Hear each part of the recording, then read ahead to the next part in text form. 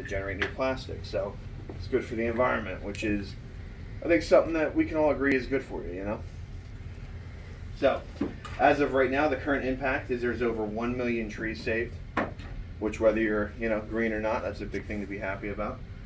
There's over 40 million less pounds of CO2 in the environment, which is obviously good for reducing greenhouse gases, and that's something I'm sure that's important to you guys and your families.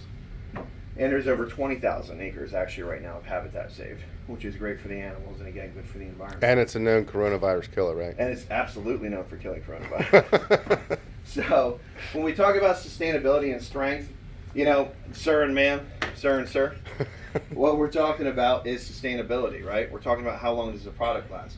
A lot of people don't know this, but bamboo is actually stronger in tensile strength than a lot of steels.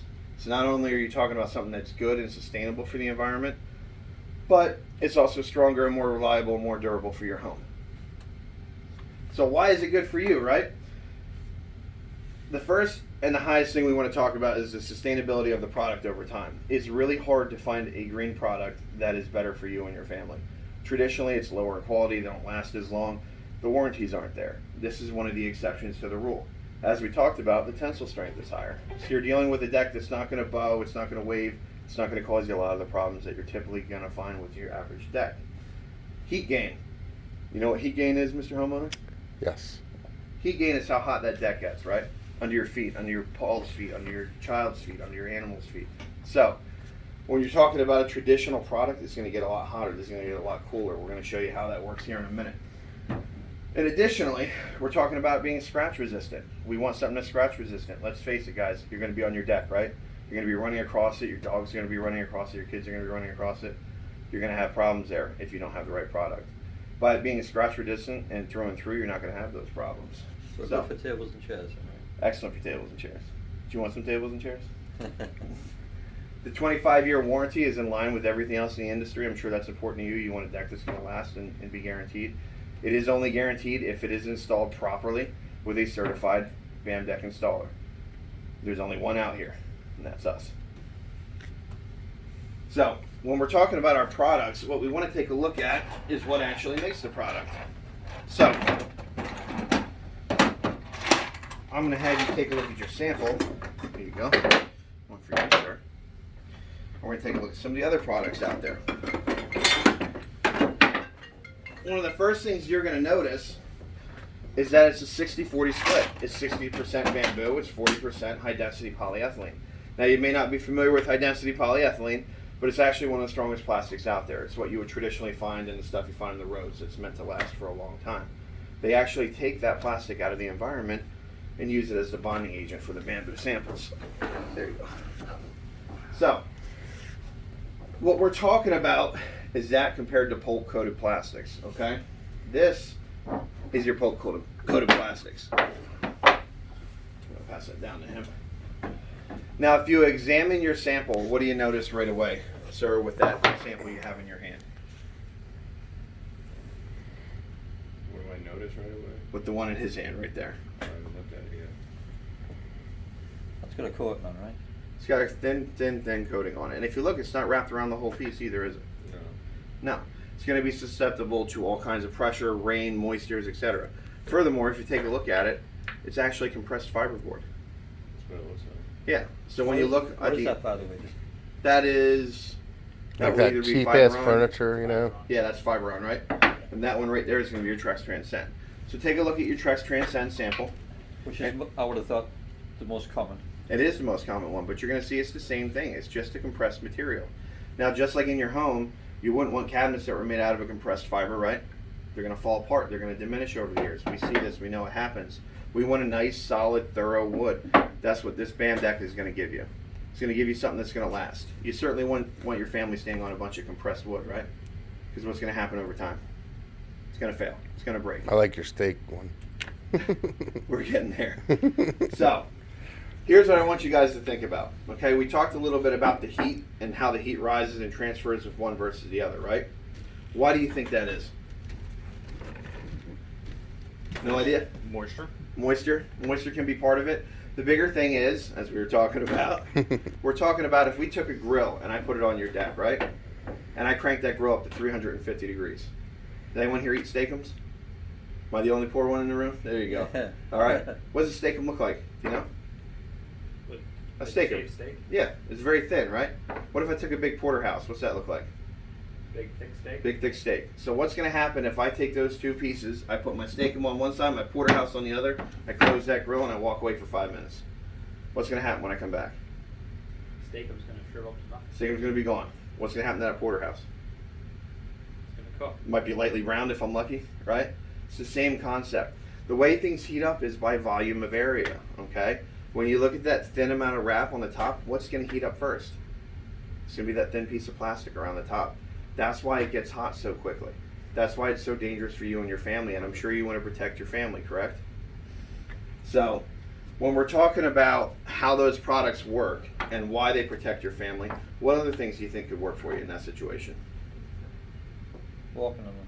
Walking on it, exactly. You ever walked on a hot deck or a hot ground? Couldn't afford a deck. It's severe. It's bad. You can actually get burned. You can actually cook food on that. So it's something that you need to think about when we're talking about heat gain. So here's an example of our heating product samples. You'll notice that your Trex, your AZEX, your TimberTex, your What the X, whatever you want to call them, okay, they're all going to heat up very quickly like that. That's because of that thin layer of plastic. That's all that's getting heated up. So anytime that you're dealing with that, obviously it becomes a safety issue. So you want something that's thick and heavy and something that's not going to get heated up that quickly. Companies confuse you, sir and ma'am. They like to mess with you. They like to say, we have the best heat loss. Well, guess what? If I walk into your house and I tell you I'm going to lose more weight than you, what would the reason be, Brian? You weigh a lot more than Because I weigh a lot more than you. And it's the same thing with this. Why are we going to lose more heat? Because it's going to gain a lot more heat. So companies like to talk about heat loss, how quickly their product loses heat. We don't want to talk about heat loss. We want to prevent the gain from happening in the first place. That's the other thing that happens. Now tell me, what happens when you're walking across the deck and you have your toolbox in your hand and you drop it on the ground? What do you think is going to happen with that thin layered one right there? It's gonna dent or chip. You're going to dent it. You're going to gouge it. What are you going to see when you dent or gouge it? Fiberboard. Fiberboard. That's going to expand, right? It's going to compress. It's going to grow. It's going to become, it's just going to warp on you. It's no good anymore. What's going to happen if you scratch this? Nothing. Nothing. Absolutely. So is that important to you? Absolutely. Does life happen on a deck? I'd hope so, right? If you're doing it right, it should. So let's talk a little bit about why BAM Deck is better than other organizations. Why BAM Deck is the better option, and frankly, the only option for you guys and your families. When it comes to BAM Deck, there is only one decking system on this planet that is currently endorsed by Animal Planet, and that's it right there in your hands. Okay? Animal Planet's the one that has come out and they have talked about how important it is to protect your feet, how important it is to protect your family's feet. That's why it's endorsed by them. You're also talking about a stronger ATSM standard in terms of the strength and durability of the product. So what do you notice in there on your sample? I was just looking at trying to look at the inside and the outside and see how it was grooved. But Do you notice how it's a lot heavier than your other sample? There's a lot more weight to it. That's because you're not filling it with a fiber pulp. Obviously, sawdust and fiber pulps are going to, weigh less. They're not going to hold up over time. Let me ask you a question. It's wintertime. You walk out on your deck. There's snow on it. What are you going to do? shovel it off. What happens when you shovel off your Trex deck? Does anybody know? Void the warranty. Warranty's gone. What do you think about that? I think that's bullshit. I think it's bullshit too, man. So it's really important to understand that anytime you're talking about that, virtually anything you do in terms of shoveling, scraping to a Trex deck is going to immediately void your warranty. So when you call them in the springtime and you say, hey, there's some gouges in my deck, they're going to say, okay, did you shovel it off this winter? Yes, it did. Sorry, no warranty. This product, you're not going to have that problem with. It's going to be able to run straight across. You're not going to have those issues. Now, as you're looking at your product samples, some of the other stuff I want you to take a look at. If you look at your BAM deck, you notice it's squared for the installation gap. Do you see that? Mm-hmm. Now, how would you describe the other ones? Beveled? Yeah, they're circular. Why do you think that is? I don't know. So your shoulder socket, right? It's a circle. Your elbow, it's a circle, right? It's got to move. That's why that one's circled and that one's squared. They know it's going to swell. Trex, AZEK, TimberTex, all of them tend to absorb a ton of water. Your BAM deck is 98% free on water absorption, so you're not going to have all that swelling and movement. What issues do you think you could have with swelling and movement with the deck? Screws pop. You're going to have screws pop out. You're going to have edges Bowing. flare out. You're going to have bowing occur. All of these problems are going to happen. It's guaranteed. It's the reason that they do that. It's designed for movement. And at the end of the day, that's really not something you should be looking for with your product. So really what we're talking about is what we want for our families and what we want for our home, right? We want a product that's pet and child safe. You have a little child, sir, you don't want to see this kid running across the deck and burn your child's feet, right? That would be a problem for you. Does anybody know what happens with plastics when they get heated up? They With a give fresh they plastic. give off gases. It gives off a light amount of gas. Well, where's the highest impact for that? At the lowest level of the ground. Well, who's impacted by that lowest level of the ground? Midgets. Midgets also. Midgets are people too. Pets and children. Pets and children. So when you're talking about the danger, you're talking about what can happen to your safety, and now we're talking about the chemical burn off. So if you're really interested in protecting your family and you already see how it's a thicker, better product, that's definitely something that would be important to you. Wouldn't you agree with that? So, what do you like best so far about the product that I've showed you? Solid through and through. So why is that important to you? Makes me think it's better quality. Makes you think it's a better And quality if there product? is a gouge, it's going to be the same color. It's not going to be a different color. It won't show. Heat's the main one for me. He's the biggest thing for you? I like the natural grains on the product versus the fake grains on the others. I also mentioned the table chairs because I know people have got them decks and scratch the hell out of them. They do, and they have a habit of doing that all the time. I'm trying to find your. Well, you look at the coating. I mean, that's not bullshit. That's how You thin got to it get a is. price condition here. Like you got to get a price condition. Is Your cost value report should do that. okay. Because I'll be talking about like look. Going into The only reason this product hasn't even come out really is because Trex was 30 grand and this was 60. Well, I'm Right. losing. You know what I mean? And now through what we're doing with this bamboo company, we're trying to get it similar. I like the focus on the 30, family, though. 60. The family, right? Yeah. And then close the sucker at 20. I mean, you could basically say, look, you can get Trex if you really don't love your family. That's cool. Yeah. Listen, I mean that's the biggest thing, right? We want to talk to people about the importance of their family. At the end of the day, that's the number one complaint that you find out there by people all the time. No one's selling this, Tom? I'm sorry? Or who's selling this? Other than me, Yeah. nobody. Nobody. So what other parts of the country are selling it? I sell it here. No, but How I about mean, is everywhere it else? popular in Florida or is it popular in California. California? It's a California-based product primarily. It makes sense. They just don't market or advertise. That's why nobody has it. Yeah, I lost my internet connection down here. Give me one sec. So I'll roll with this one. Okay. So now we talked a little bit about why the product's important. Now we need to talk about what a deck is and what a deck is not. Okay? So as we go through the process, I'm going to use some terminology. I want to make sure you understand where I'm coming from. It's important that I'm not just here to try and push a product on you. I want you to see it safe for your family. But I want to educate you as a consumer. I want you to feel comfortable with what we're talking about. Because some of the biggest and most important things with any product is what? The installation. A product is only as good as the installation that's behind it. It's only as good as the hardware. So we can agree with that, right? Yep. Absolutely. So we're going to look at our deck planks. Obviously, your deck board is going to be on top. That's what we were talking about, the Cali Bamboo. Our railing is up top. We're going to take a look at that. We're going to talk about a beam versus a joist. Do you understand what a beam versus a joist is, Mr. Homeowner? No. Of course not. That's why I'm here. So your beam is the long running board that goes all the way across the bottom. Your joists are the ones that come out and sit on top of that, okay? I'm going to show you how they connect. We're going to talk about your posts, about how they rise up off the ground. So this thing's killing me with the internet down here. So, footer specs. The first thing we have to do when it comes to installing your deck is we have to make sure that you have a proper footing. If you ever seen a deck or anything sticking out of the ground, the wood's all rotted, a little 4x4 is completely messed up in the ground, that's usually from improper footer installation. Now the requirement as of today is to go 36 inches with a 12-inch wide concrete footer. Okay, that has to be poured. We're not going to do it that way. What happens is a lot of people get a shovel, they dig down, it gets bowed, it gets smaller as it goes down into the ground. That's obviously problematic. What we're going to do is we're going to use an auger. We're going to auger that hole to 14 inches so that we're guaranteeing your family's safety, okay? It's going to be a bigger footer than is necessary elsewhere. We're going to do a mixed concrete. We're not going to pour it in the ground, mix it in the ground, bucket mix it. We're going to take our time. Why do you think it's important that you properly mix concrete, sir? As strong as it could be. It's as strong as it can be. Improperly mixed concrete becomes a major problem. You don't want to secure something that's not going to hold together, correct? So after we get below that frost line, we're going to make sure that we're using our high strength concrete. That's going to ensure you and your family's safety. Again, would you rather have that 12-inch footer or would you rather have a 14-inch footer? 14, absolutely. The other thing we're going to do is we're going to pour this 6 inches above grade.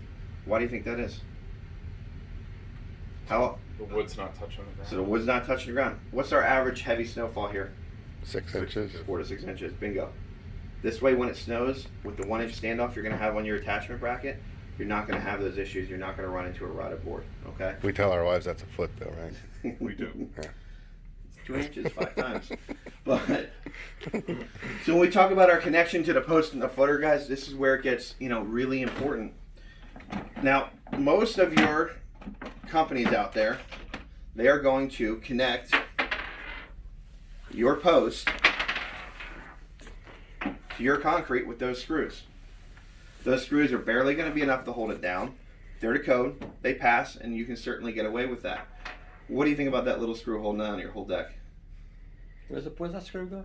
That's what holds down the post beams That goes into the concrete. into the concrete.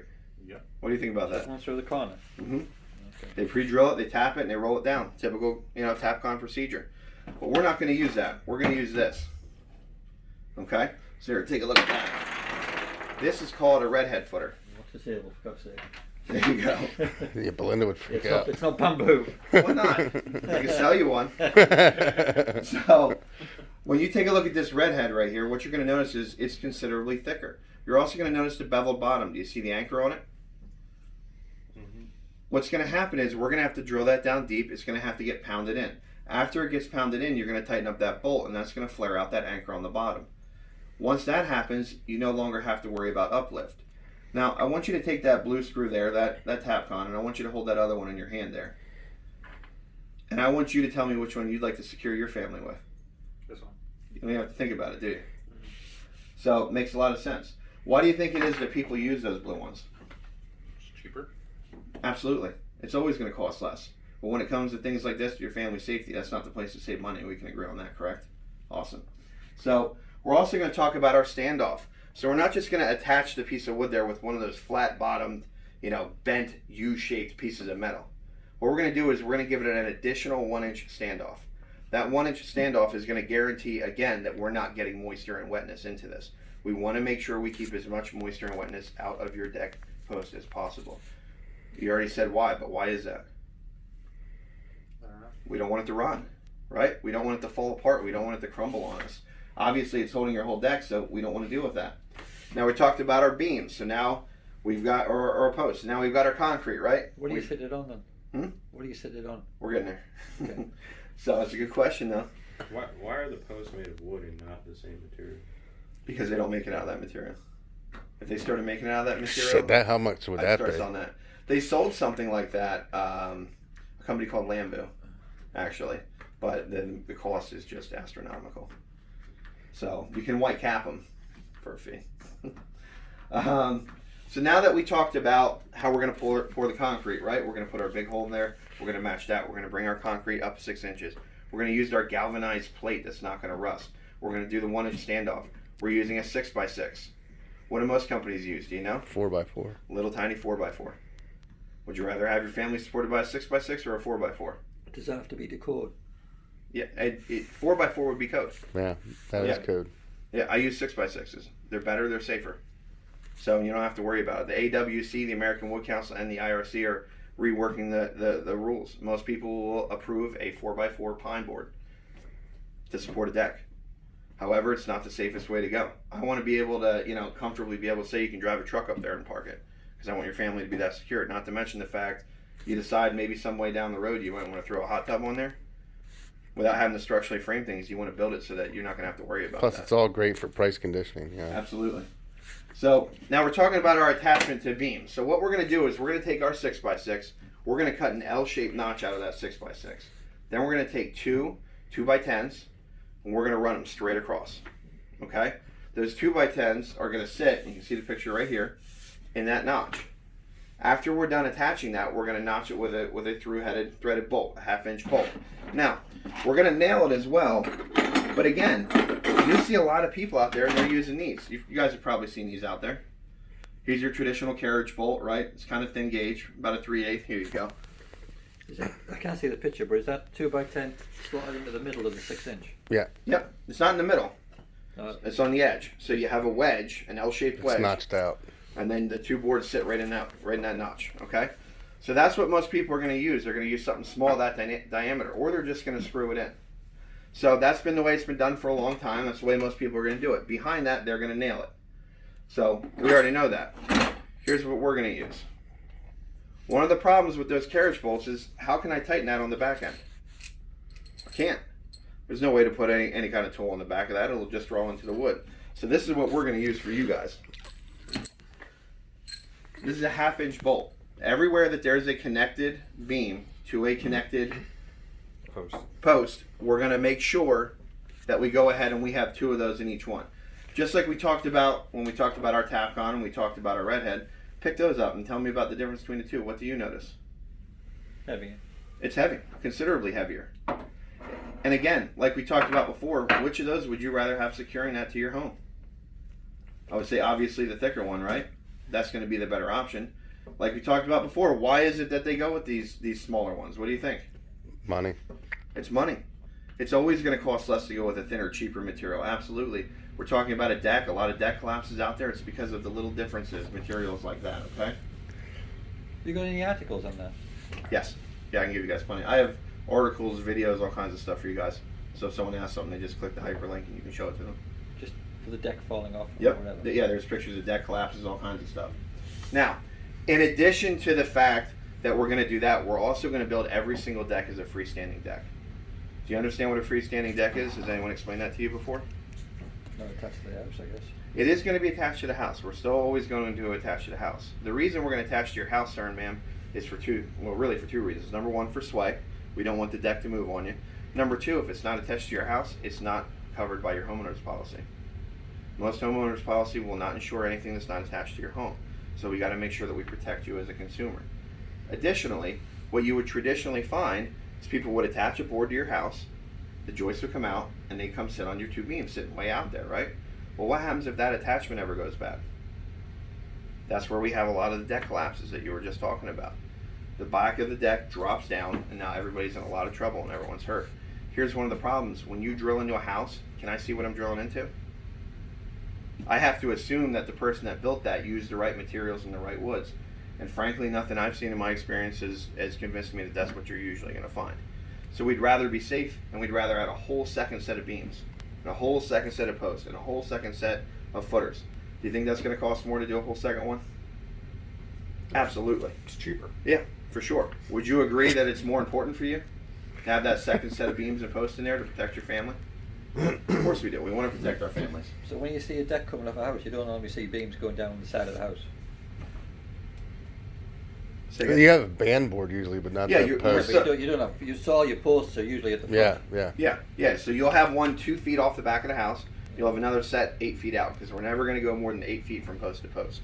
Technically, you can go outside of that and you can have about a foot overhang either way, but we don't want to go too far if we don't have to. You know what I mean? We want to treat everything, like I said, I want to pretend that we're parking a big truck up there. That's how I want it to be secured.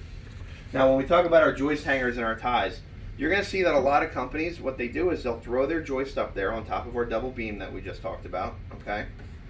And they're going to come out, and then they're just going to take a nail, and they're going to shoot one in here and one in here, and that's how they're going to connect that to your home. And that's what your family's going to walk on. So, what do you think can happen there? It'll twist and fall over. It can twist, it can fall, it's not going to stay steady. So, one thing that nobody else is doing other than us is we're going to use a hurricane tie system, okay? We'll either use one that looks like this or one that looks like this one right here in the middle, depending on the application. What this hurricane tie does is it goes directly onto your beams, okay? And this will attach to your beam and this will attach to the joist. Now, what do you think that's going to do for you compared to what you would traditionally be doing with 2 nails in the bottom of the board? It's going to stop it from moving and walk across It's going to it. give you a heck more. You're not going to have to worry about that updraft from underneath. You're not going to have to worry about the stability of the boards. Again, we're talking about safety, right? Talking about your family safety. So would you agree that something like this is important? Do you think it costs more to do this than it does to throw a bunch of nails in? Of course it does. But again, like you've already said, this is much more important to you, right? Your family safety and saving a couple dollars. So, here you go. You want to pass it down to him? Now, coming off the house, we're going to use the galvanized hanger. Okay? Now, this is smaller than the one we're going to use, but this is the only one that fits in the box. So, what I want you to take a look at is understanding that we're going to use the same thing here. We're going to run this in. We're going to make sure that this is attached properly to your house. What a lot of people do is they will just nail these in and then drop